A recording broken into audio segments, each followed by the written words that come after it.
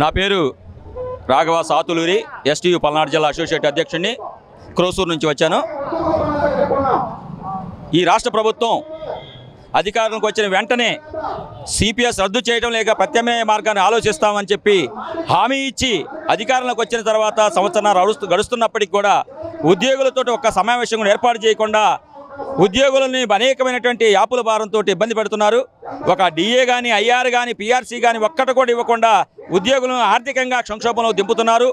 అదేవిధంగా గత ప్రభుత్వం సిపిఎస్ వారంలో రద్దు చేస్తానని చెప్పి హామీ ఇచ్చి దాని యొక్క ప్రతిఫలాన్ని అనుభవించి ఈరోజు ఇంట్లో కూర్చోవడం జరిగింది. కాబట్టి ఉద్యోగ ఉపాధ్యాయ కార్మికులతో పెట్టుకున్న ఏ ప్రభుత్వం కూడా బతికి బట్టగట్టలేదని సత్యాన్ని గ్రహించి ఇప్పటికైనా మించిపోయింది లేదు. ఉద్యోగ సంఘ నాయకులందరినీ పిలిచి చర్చల ద్వారా మా యొక్క ముఖ్యమైన డిమాండ్ సిపిఎస్ రద్దు చేసి ఓపీఎస్ను పునరుద్ధరించాలని నినాదాన్ని మేము ప్రతిఘటిస్తున్నాం. కాబట్టి వెంటనే సిపిఎస్ రద్దు చేసి ఓపీఎస్ని పునరుద్ధరించాలని చెప్పి డిమాండ్ చేస్తున్నాం.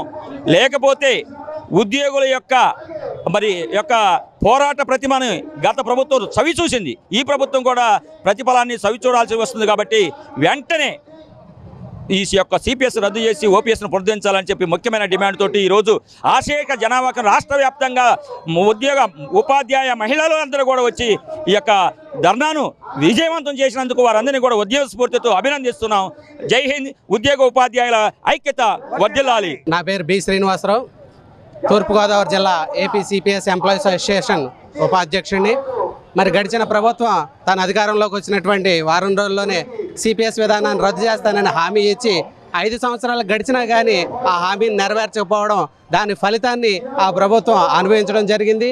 అదేవిధంగా ప్రస్తుతం ఉన్నటువంటి కూటమి ప్రభుత్వంలో ప్రధాన భాగస్వాముడైనటువంటి గౌరవ ఉప ముఖ్యమంత్రి వర్యులు శ్రీ పవన్ కళ్యాణ్ గారు ఈ సంవత్సరం లోపు నేను సిపిఎస్కి మేలైన పరిష్కారం చూపిస్తానని చెప్పి హామీ ఇచ్చారు.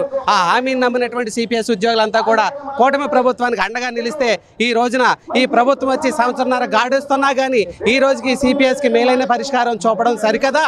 ఇవాళ సిపిఎస్ ఉద్యోగులతోటి మాట్లాడే అవకాశం కూడా లేకుండా చేస్తుంది. కనీసం సిపిఎస్ సంఘాల నాయకులకి వాళ్ళ అపాయింట్మెంట్ కూడా ఇవ్వకుండా ఈ ప్రభుత్వం దారుణంగా ప్రవర్తిస్తుంది. ఇప్పటికైనా ప్రభుత్వం మేల్కొనండి. సిపిఎస్ ఉద్యోగులకి అన్యాయం చేసినటువంటి గతించిన గవర్నమెంట్ ఏ ఫలితాన్ని అయితే సవి చూసిందో ఈ రోజున ఈ ప్రభుత్వం కూడా సిపిఎస్ ఉద్యోగులకు మేలైన పరిష్కారం చూపకపోతే అదే విధమైన ఫలితం ఈ ప్రభుత్వం కూడా చూస్తుందని ఈ సందర్భంగా తెలియజేస్తూ ఉన్నాం.